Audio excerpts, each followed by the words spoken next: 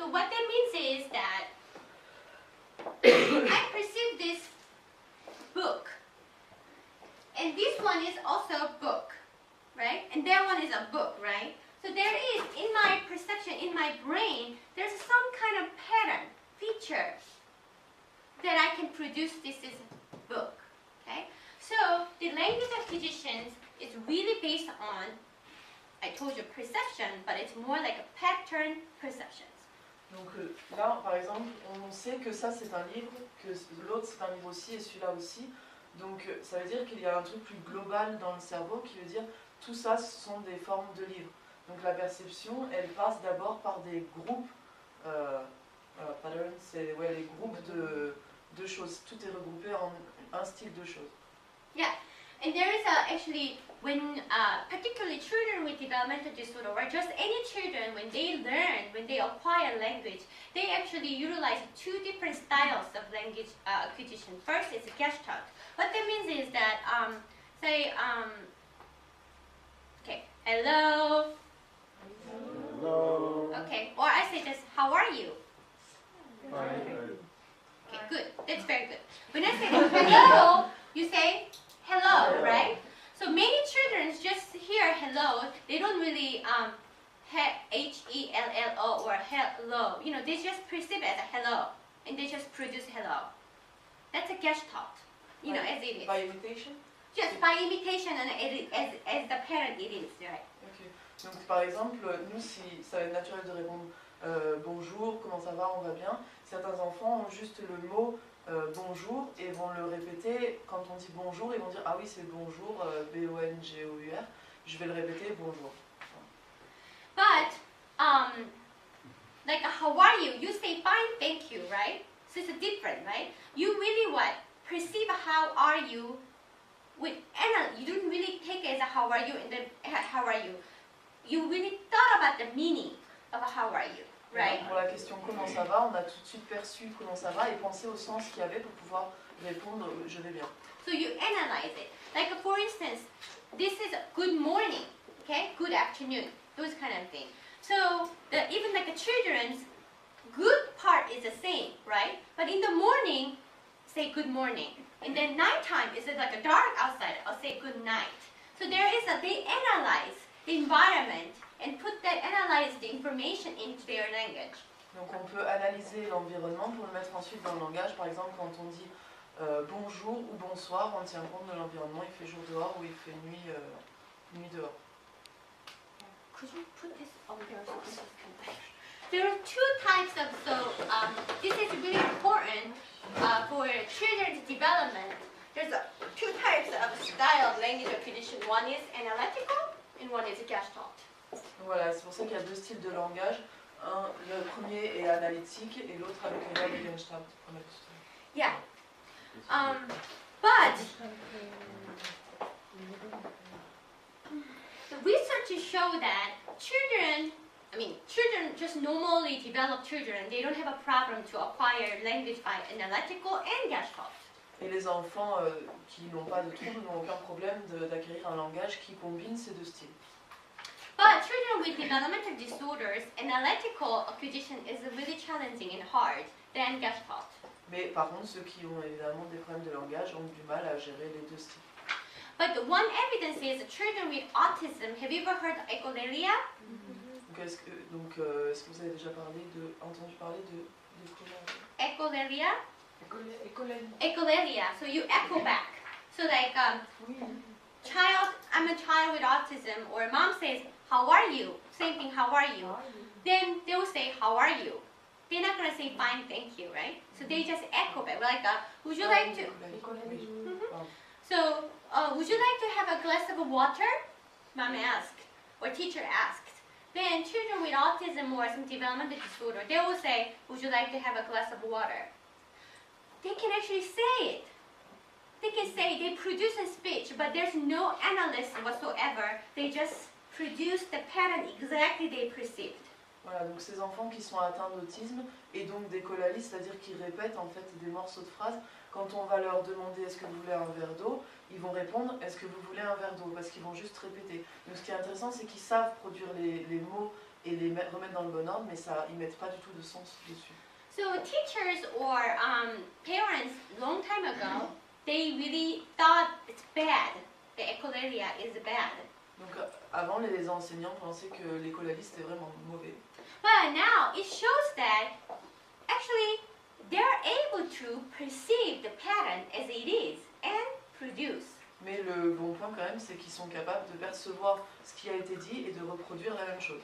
So the Gestalt pattern perception and production is intact in children with developmental disorders. Donc la perception des groupes de mots et des choses comme ça, et le fait de pouvoir les redire, ça c'est des fonctions qui sont intactes. So also they can imitate. Et ils peuvent aussi imiter. So what's going on when they imitate things? Donc qu'est-ce qui se passe quand ils imitent les choses? They actually what? Perceive the patterns in movement and produce the pattern. Donc ils perçoivent par exemple la chose dans le mouvement et après ils peuvent la reproduire. Yeah. So even though they don't know what hello means or they don't know what good morning means, but if they hear many times good morning, good morning, good morning, hello, hello, hello, by the repetition they maybe perceive the pattern and then say hello and say good morning. Donc grâce à la répétition, à force de leur dire bonjour, bonjour, voilà, ils vont pouvoir répéter ça au bon moment.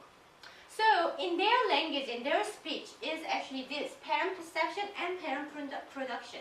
Donc c'est là qu'il y a la perception donc des groupes de mots au bon moment et la reproduction. So again, the summary of this part is that language, speech production is the result of pattern perception and pattern productions. Donc voilà, le fait de parler, c'est le résultat d'une perception donc des groupes de choses et d'une production. Yes. In music, okay. So I don't have a keyboard here, but like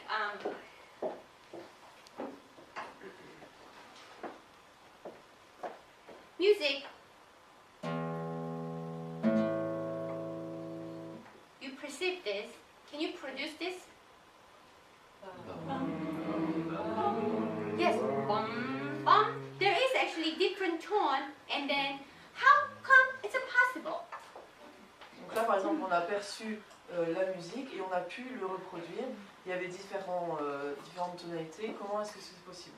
So you actually, there is a one maybe schemata, one pattern of this. Maybe somebody's E, A, or Mi, La, right? So you perceive that as a pattern, then you can produce it. Donc c'est parce qu'on l'a perçu, on l'a analysé comme un ton, et c'est comme ça qu'on peut le reproduire. Or, so that's actually what? Pitch, right? So the reason you can actually sing back to me, dan, dan, is that you perceive that pattern. Then you can produce a pitch. Donc c'est parce qu'on a perçu ce son, cette mélodie, qu'on a su la rechanter. Okay, so please perceive this first. And then produce. Ready? Go. Okay, nobody actually did dan da da dan dan da da dan dan da da dan. You what? You really perceived this particular I didn't ask you to sing, I didn't ask you to tap, I didn't ask you to clap. You just perceived this and you produce that rhythm on your movements, isn't it? So there is a certain way that you perceive, and then so just rhythmic production is also based on pattern perception. Donc il y a une certaine manière de percevoir les choses parce que par exemple elle nous a fait le rythme et personne n'a reproduit le rythme avec la voix ou en chantant. On a tout de suite fait le mouvement sur notre corps ou sur la chaise. Donc il y a une perception qui est globale de tout en fait. Loud! So this is a pattern too, isn't it? Donc voilà, fort ou petit c'est aussi Yeah, so music is composed of many separate yet interconnected components such as pitch, melody, rhythm, harmony, form, timbre, and dynamics. These elements are typically arranged in patterns and we perceive as music. Voilà, donc ça c'est toutes les caractéristiques finalement de la musique qu'on peut percevoir et qu'on appelle musique, mais c'est catégorisé en plusieurs choses.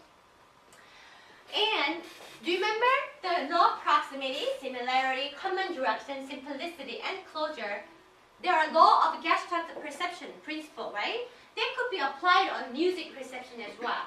Okay. Donc toutes les lois de Gestalt qu'on a vues tout à l'heure, donc la similarité, la proximité, la simplicité et la direction commune, ça peut être associé à la musique. Okay.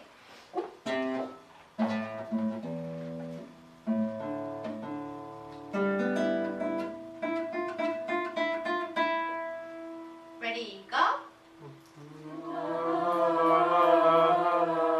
Okay. Then, how about this one?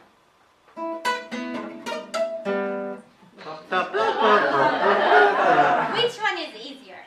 First one. Why? Donc pourquoi le premier est plus facile? Organized, but actually particular using this the very close interval. The second one is the skipping melody, right?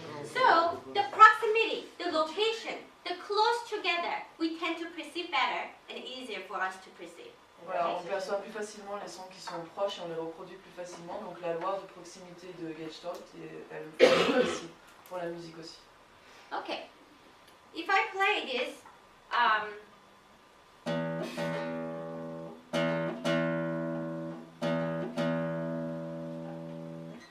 okay. The second one, number one is, oh, okay, hold on. The second one is,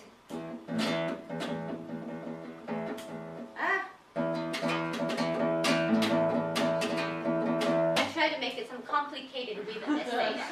Which one is easier to perceive? First one, right. Because the similar of the same rhythmic figure, repetition, dun dun, dun dun, dun dun. So you perceive that dun dun, dun dun, dun dun, the similar form, right? Donc là c'est la règle de la similarité, comme elle répète toujours le même rythme, c'est beaucoup plus facile que quelque chose de compliqué. Okay, and then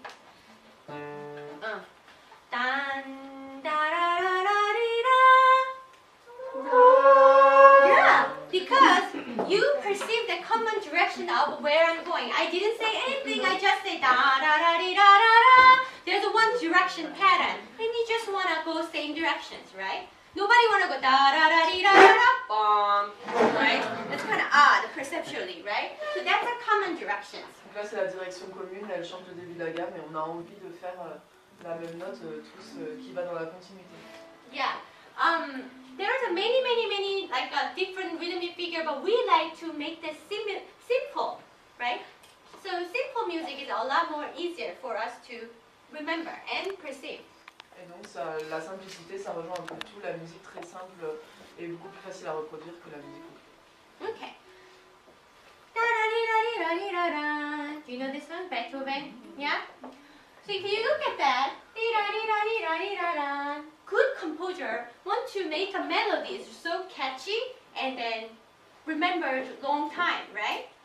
Beethoven might not study the Gestalt, but he really utilize that close interval. Dee-da-dee-da-dee-da-dee-da-da. That's it. Donc par exemple là la loi de la proximité elle fonctionne avec la lettre pluraliste de Beethoven qui a, même s'il n'a pas étudié les lois de Gestalt, il a bien remarqué que les intervalles qui étaient très proches étaient très faciles à retenir. Because da-da-dee-da-dee-da-dee-da-da is a lot easier to da-dee-da-dee-da-dee-da-dee-da. Voilà, Same rhythmic figure. I know, there's no piano, so.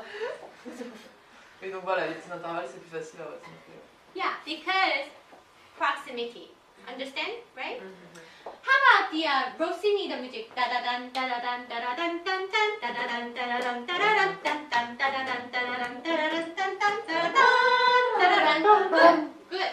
So da da dan da da dan da da dan. That rhythm figure, because it's a similar da da dan da da dan da da da da da da. That's why we actually remembers better instead of like a lot of